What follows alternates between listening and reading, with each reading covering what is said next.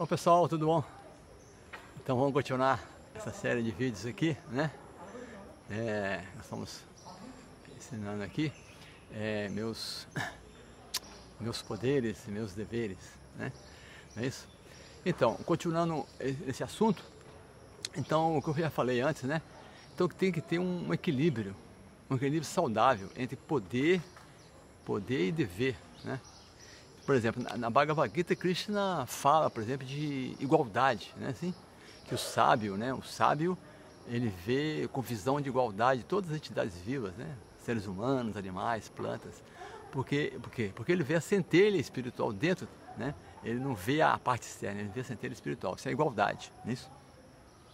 Então, mas na Bhagavad Gita também, Krishna fala, por exemplo, de hierarquia, né? Que tem hierarquia. Todo mundo é igual, mas também tem diferenças, né? Por exemplo, Krishna fala, né? Que devemos aceitar um mestre espiritual. Né? Temos que submeter ao mestre espiritual, prestar-lhe serviço, indagar submissamente. Quer dizer, isso tem hierarquia, né? Então, o sábio vê com visão de igualdade, mas ao mesmo tempo Krishna está falando sobre hierarquia. Nós temos que respeitar os superiores, assim, né? Então devemos respeitar os superiores, que já fala também, né? Temos que respeitar os superiores como pai, mãe, os semideuses, né? Nós não adoramos os semideuses, mas respeitamos os semideuses, assim. Porque os semideuses são entidades vivas dotadas de poder por Deus para administrar o universo, são superiores a gente, né?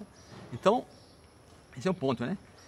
Agora, o problema, né, é que quem está na posição superior, ele deve proteger o subordinado. O problema está aí, né? Por exemplo, proteger e não explorar. Por exemplo, os filhos ou alunos, ou dependente de uma pessoa, a pessoa tem que proteger os seus dependentes, né? Dar proteção e não querer usufruir da sua posição de superior para explorar o benefício próprio. Isso é condenado, entendeu? E por isso que as pessoas, quando falam assim, aceitar a autoridade, as pessoas ficam já fica assim com medo, né? Porque já tiveram essas más experiências, né? De superiores, de líderes corruptos, né? Que te exploram. Então as pessoas ficam... Mas na realidade, a função do superior, né? Ele tem que proteger os dependentes. E ao passo que quem está na posição inferior, ele deve mostrar respeito, né? Respeito e gratidão pelos superiores. O subordinado, ele tem que ficar agradecido porque tem alguém superior a ele que está ajudando no caminho, né? Espiritual, mesmo material, né? Então, na realidade, tem que ter um equilíbrio saudável entre superior e inferior. Porque na realidade, né, mesmo, todos nós estamos nessas duas posições, né? Ninguém está só na posição superior, ninguém está só na posição inferior. Então, nós sempre teremos alguém inferior a gente. E nós sempre teremos alguém superior a gente. Meu mestre espiritual, Atiradeva, até fala, né? Nós não temos o privilégio nem de ser os melhores, nem os piores. Sempre estaremos no meio, né? Sempre vai ter alguém superior a você e sempre vai ter alguém inferior a você, né? Então, hoje em dia, né? Na realidade, isso é uma ciência, isso é uma ciência espiritual. Então, hoje em dia, na falta dessa ciência espiritual que explica isso, né? Que tem esse equilíbrio, né? Ter superiores, ter inferiores. As pessoas, elas cometem, assim, como a palavra como a minha usa, a bestialidade, né? De apoderar-se de tudo que ela encontra pela frente, sem considerar o proprietário último, né? A fonte última disso. A pessoa chega e explora a natureza, por exemplo, né? Sem conhecimento de causa, né? Ela acha que a natureza é dela. Deus fez para a gente desfrutar, explorar. E acaba com as florestas, acaba com a fauna, com a flora, por exemplo, né? Elas exploram sem olhar a origem. Então isso é um problema, né? Porque as pessoas estão... porque uma planta, um animal, estão na posição inferior ao ser humano. Então os seres humanos, por abuso desse poder de ser superior, ao invés de proteger, ele explora. E assim ele destrói, né, o meio, né? E aí que o problema começa, né? Porque sempre vai ter os famosos modos da natureza material, os 3 modos da natureza material, né? São as 3 modalidades, são 3 forças que nos controlam. Quer você queira, quer não, a bondade, a paixão e a ignorância vai estar sempre atuando. né? A comparação é como assim, tem as cores primárias, né? Vermelho, azul e amarelo, né? Vermelho, azul e amarelo são as cores primárias. Dessas três cores, você vai misturando uma com a outra, né? Você misturando uma com a outra, e surgem assim uma infinidade enorme de cores, né? Você mistura azul com vermelho, dá verde, né? Assim, uma coisa assim, acho que, se não me engano, é isso mesmo. E aí todas as cores que existem no universo, que são infinitas, vêm dessas três cores: vermelho, azul e amarelo. Imagina. Então, assim também os três modos da natureza vão combinando, e tem uma infinidade enorme de entidades vivas, né? Milhões de espécies de entidades vivas, de pessoas com mentalidade diferente. Então, a mentalidade, como eu falei sobre a fé, a religião também, que é um ponto interessante, já falei sobre isso também, vou falar sobre isso, né? Religião, tem religião na ignorância, religião na bondade, religião na paixão, né? Entende? Então, então assim, as pessoas se prendem nesse mundo exatamente quando ela tenta desfrutar dos modos da natureza material, né? Eu anotei aqui, os modos somente nos prendem quando e na medida que tentamos explorá-los. Quando você tenta explorar, usufruir dos modos, resultados dos modos, aí você fica preso. Assim a pessoa fica presa, o quê? A lei do karma, a famosa lei do karma, né?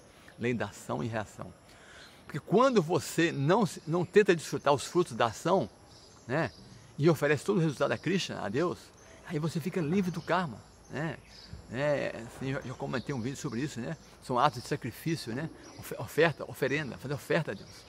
Quando você oferece o fruto do seu trabalho a Deus, né? Você fica livre do karma. De outra maneira, que já fala, de outra maneira, karma não atrás, você está preso. Karma bandhana, chama karma bandhana, quer dizer, a prisão da lei do karma. Todo mundo está preso se você tentar usufruir dos resultados. E se você oferece a Deus o resultado, não é que você fica sem nada, você fica com aquilo purificado. Eu dei o exemplo também da comida, né? Todo mundo gosta de comer uma comida saudável, mas se você cozinha uma bela preparação, oferece a Deus, Ele aceita e purifica aquilo, e você come aquele alimento, o mesmo alimento, mas só que santificado. Entende? Então é pouca coisa, é só um ajuste, né, de mentalidade. Então eu dei o exemplo do karma, né, por exemplo, né? Pela lei do karma, se você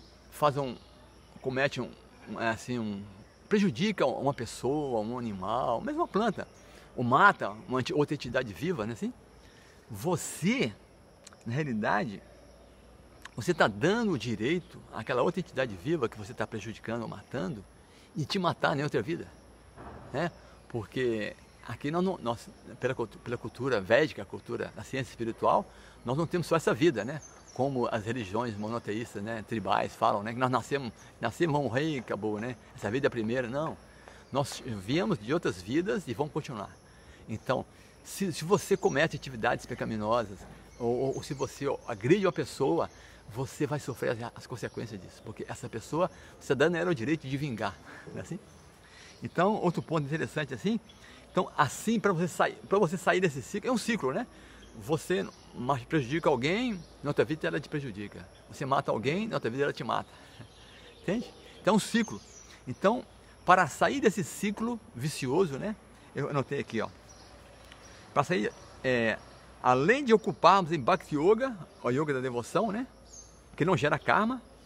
Quando alguém faz um mal a você, você tem que tolerar aquele mal. Tolerar sem vingança aquela ação.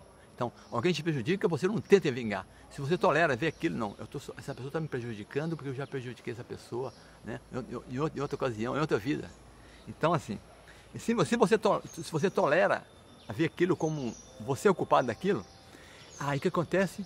Você quebra a corrente do karma, entende? É por isso que já fala, Tamsitiksha Sovarata. Arjuna, quando vier felicidade, sofrimento, calor e frio, aprende a tolerar, porque sem se perturbar, isso vai vir mesmo. Então nós temos várias correntes, né, que nos prendem. Nós tivemos, imagina, milhões de nascimentos, nós tivemos milhões de relacionamentos, de filho, de pai, de esposa, o que for, né? E já fizemos coisas boas, coisas ruins, então é uma infinidade de karma. Então, quando você está passando por uma dificuldade, alguém está prejudicando você, se você vê que aquilo ali, você merece aquilo, porque não tem injustiça, Deus é justo, né? Ele é perfeitamente, né? Deus é moralmente correto. então não tem justiça, então você vai tolerar aquilo e você não vai sofrer assim e vai parar, né? Mesmo que a pessoa te faça um mal, se você não vinga, porque eu falei, se você reage, se alguém te prejudica, você prejudica a pessoa, você passa o direito para ela, então ela tem um poder, ela adquire o poder de te revidar, entende? Né? Assim, inclusive eu já ouvi a história, né? Acho que no Nordeste, né? Tem famílias assim, de gerações e gerações, cada hora um mata o outro. Então assim, e vai nascendo, né? Cada hora um mata, são inimigos mortais de gerações, famílias que brigam assim, cada geração um mata o outro, vai matando, assim, imagina. Nós temos que parar com isso. Tem uma história védica interessante também, que eu já falei um pouco sobre isso, é que é sobre o rei Pratina Barrishad, um rei Barrishad, que Narada Muni encontrou com ele. Esse rei, ele fazia sacrifícios védicos. E nos sacrifícios védicos, em outras eras, não agora, né? Tinha brahmanas qualificados, por exemplo, eles pegavam um animal velho e ofereciam esse animal em sacrifício. E o animal, ele ganhava um corpo novo, imagina. Ou ele era promovido à vida humana, ou ele ganhava um corpo novo. Então, através de mantras védicos, os brahmanas, que eram qualificadíssimos, né? Sabia essa grande ciência, eles pegavam um animal velho e rejuvenesciam aquele animal. Né? O animal saía desse animal de fogo, um animal jovem. Ou então ele entrava no corpo humano, nascia como ser humano. Então, como não tem as pessoas qualificadas para fazer isso, então isso é proibido agora, esses sacrifícios védicos. Mas esse rei, ele vivia na época que era possível fazer isso. Então, e ele oferecia milhares de animais. E Narada Muni falou, olha só, inclusive, embora seja védico, mas olha como é que a matança é prejudicial. Mesmo sendo uma coisa védica, autorizada em outras eras, sempre vai ter resultado, vai ter reação. E Narada Muni falou assim, ó, os animais que você matou em outras vidas, que você matou agora, nesses seus milhares de sacrifícios, eles estão te esperando nos planetas infernais. Eles vão te furar com seus chifres, eles vão te morder com suas garras, entendeu? Com suas presas, e vão te arranhar com suas garras. Então assim, então ele está falando que na realidade, mesmo sendo uma coisa védica, quando você prejudica alguém, você vai ter reação. Tem até os adoradores de Kali, né? Na cultura védica, os Vedas são assim, um conhecimento inteligente, né? Eles não fazem leis que ninguém vai cumprir. Por exemplo, se faz uma lei que ninguém vai cumprir, o que acontece? A autoridade pede. Quem fez a lei perde autoridade, assim? Alguém faz uma lei lá, olha, aqui só pode andar 20 km por hora. Uma estrada limpa e 20 km por hora. Quem vai andar 20 km por hora numa estrada limpa? Não tem ninguém, tá vendo? Todo mundo vai furar a lei. Quer dizer, embora tenha a lei, tenha a placa, tenha tudo lá, mas todo mundo vai quebrar essa lei porque ela é imprática e não funciona. Então, os Vedas sabem que tem pessoas que não vão conseguir ficar sem comer carne, por exemplo. Sabe disso, né? Os Vedas sabem disso. Então, tem escrituras védicas que estão no modo da ignorância. Então, os três modos novamente. Tem escrituras que estão no modo da ignorância, tem escrituras que estão no modo da paixão e tem escrituras que estão no modo da bondade. Então, nas escrituras que estão no modo da ignorância, prescrevem até como uma pessoa que não consegue ficar sem comer carne. Aí fala para a pessoa oferecer a deusa Kali num momento específico, numa noite sem lua, tem vários detalhes, né? E tem uns mantras que falam antes do animal, sacrificar o animal. Eu sei que uma parte do mantra fala assim, ó, agora eu estou te matando e vou comer a sua carne, mas na próxima vida você vai me matar e comer a minha carne. O mantra é em sânscrito, mas fala isso. Então a pessoa antes de comer, então o que o Vedas fala? A pessoa quer comer carne, então regule, ofereça a Deus a Kali. E faça isso, faça esse mantra. Só que a pessoa que começa a ver, eu estou me comprometendo, né? Eu estou falando que eu vou matar ele, vou comer a carne, depois eu estou dando ele a oportunidade, dando ele o poder de comer a minha carne no futuro. Então a pessoa inteligente vai começar a pensar, a questionar, acho que eu tenho que parar de comer carne. Esse é o propósito da pessoa controlar os sentidos. então os Vedas são inteligentes. Se você está na ignorância, vai te refreando até você naturalmente parar com isso. Tá bom? Vamos continuar no próximo vídeo. Muito obrigado. Hare Krishna.